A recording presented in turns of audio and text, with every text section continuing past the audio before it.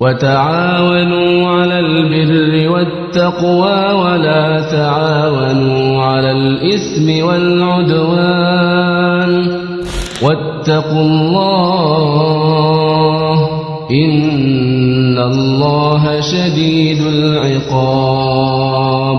Kemudian ikhwan fillah, azakumullah, kita juga harus berusaha bagaimana kita supaya kematian kita, karena kematian pasti akan datang, dan kita ingin matinya dalam keadaan husnul khatimah. Kita nggak ingin su'ul khatimah. Makanya supaya kita bisa husnul khatimah, diantara yang perlu antum amalkan, antum catat, nggak ada di buku ini.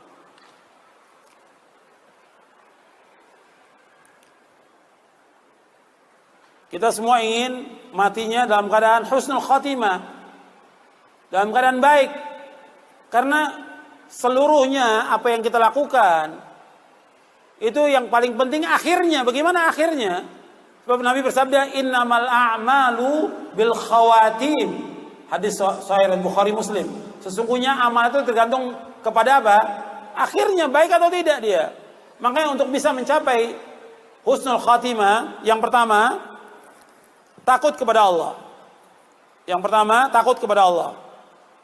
Dan itu nanti masuk poin yang keempat. Untuk bisa mengefisienkan waktu, kita harus takut kepada Allah SWT. Yang kedua, taubat dari semua dosa dan maksiat. Yang kedua, taubat dari semua dosa dan maksiat.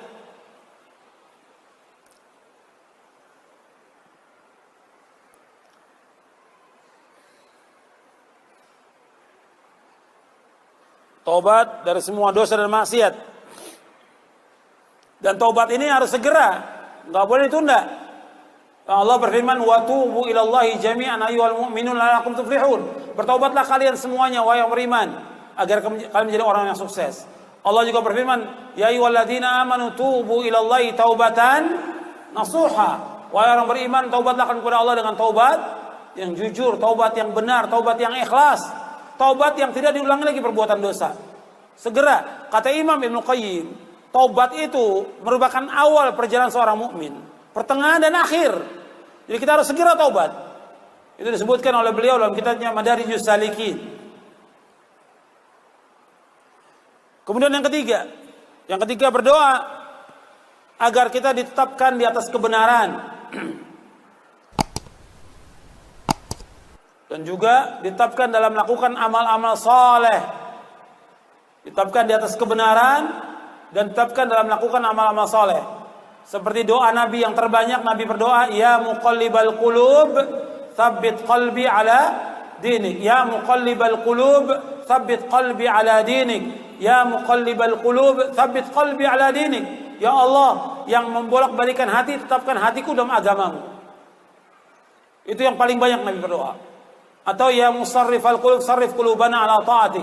Ya Allah, yang membolak-balikan hati, tetapkan hatiku atas agamamu, atas taat kepadamu. Tetapkan hatiku untuk taat kepadamu. Itu minta kepada Allah agar ditetapkan hati kita di atas kebenaran dan juga di atas amal-amal saleh. Yang keempat, kisarul amal. Kisarul amal artinya pendek angan-angan. Pendek angan-angan, jangan panjang angan-angan, pendek angan-angan. Sebab orang kafir itu panjang angan-angan. Allah menyebutkan dalam surah Al-Hijr, dan sudah kita baca ayatnya, ayat 3 tentang orang kafir, darhum yakulu yatamatta'u wa yulhimul amal fasawfa ya'lamun. Amal, bukan amal, bukan amal. Pakai hamzah amal. Biarkan mereka makan dan bersenang-senang, wa yulhihimul amal. Mereka dilalaikan oleh apa? Panjang angan-angan. Fasawfa ya'lamun, dan mereka akan tahu tentang akibatnya. Dan ingat bahwa setiap kita pun kadang-kadang punya panjang angan-angan semua. Kata Nabi SAW, la yazalu qalbul kabiri syabban fitnataini fi hubbi dunya wa tulil amal. Kata Nabi, senantiasa hati orang yang sudah tua itu tetap muda dalam dua perkara. Orang yang sudah tua tetap muda hatinya dengan dua perkara. Yang pertama hubud dunia, cinta dunia. Yang kedua tulul amal. Tulul amal. Panjang angan-angan. Hadis ini muttafaqun alaih, disepakati oleh Bukhari dan Muslim. Jadi manusia semuanya ini, muslim maupun kafir, seperti itu. Nabi bicara soal orang Islam ini. Kalau orang kafir sudah dari awal sudah mereka seperti itu. Kita wajib ingat bahwa jangan sampai kita cinta kepada dunia. Sebab orang yang sudah tua itu tetap muda dengan cinta pada dunia. Terus dia ingin harta, ingin benda, ingin segala macam sudah. Yang kedua panjang angan-angan. Padahal sudah mau masuk liang kubur, sudah dikit lagi mau mati, tetap dia masih terus saja suruh beli ini, segala macam sudah dia beli. Padahal dia sudah mau mati. Bukan dia persiapkan dirinya buat taubat kepada Allah, amal-amal soleh, enggak dia. Makanya hati-hati kita, jangan panjang angan-angan. Kemudian yang kelima yaitu menjauhkan perbuatan dosa dan maksiat.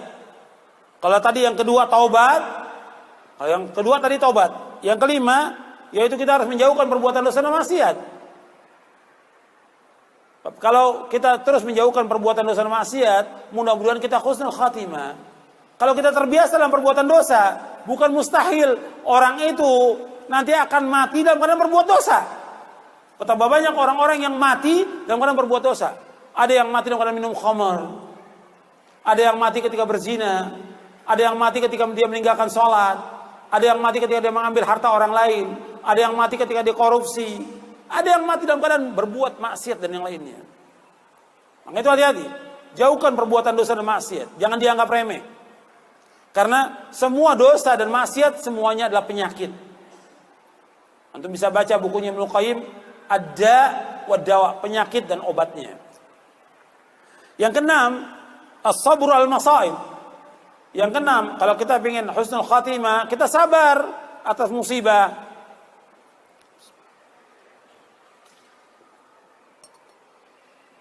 Sabar atas musibah. Musibah ini banyak. Penyakit, kematian, kehilangan harta, kurangnya buah-buahan, dan yang lainnya. Kita wajib sabar. Dan banyak orang gak sabar. Ketika dia gak sabar, mati dalam keadaan tidak sabar dia. Kalau antum lihat penyakit yang Allah berikan kepada manusia, sebentar, sehat, senang, dari mulai dia lahir sampai dia umur 20 atau 30 atau 40. Sakit paling berapa hari? Sakit paling berapa pekan? Sakit mungkin setahun atau 2 tahun, tapi nikmat yang banyak itu dia lupa dengan nikmat yang sekian banyak. Sakit cuma sebentar, tapi nikmat yang paling banyak nikmat. Dan itu pun dengan penyakit yang Allah berikan, Allah sangat sayang kepada hamba, dihapuskan dosanya, diangkat derajatnya, dan dengan itu Allah akan masukkan dia ke dalam surga. Kalau dia sabar, dia redo. Tapi banyak orang yang gak sabar dan tidak redo, sehingga apa? Dalam keadaan dia gak sabar dengan penyakitnya, ada yang bunuh diri, ada yang datang ke dukun, ada yang datang ke kubur-kubur keramat supaya minta disembuhkan. Akhirnya mati dalam keadaan berbuat syirik kepada Allah SWT. Dosa besar yang paling besar yang dilakukan. Akhirnya apa? Su'ul khatimah, akhir kehidupan yang jelek. Makanya harus sabar gitu. Kemudian yang ketujuh, husnul dzan, berbaik sangka kepada Allah Subhanahu wa ta'ala. Kita wajib untuk husnul dzan kepada Allah SWT.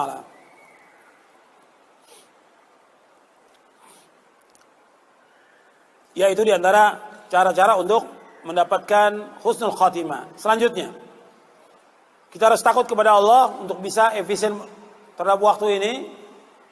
Takut kepada Allah, kemudian muhasabah, introspeksi pada diri kita. Kita harus introspeksi terus, apa dari yang sudah kita laksanakan yang wajib, apa yang kita lalaikan, introspeksi.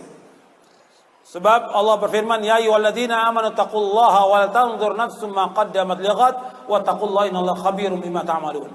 Wahai yang beriman, bertakwalah kepada Allah dan hendaklah kalian memperhatikan setiap jiwa tentang apa yang dia sudah persiapkan untuk apa? Untuk hari akhirat.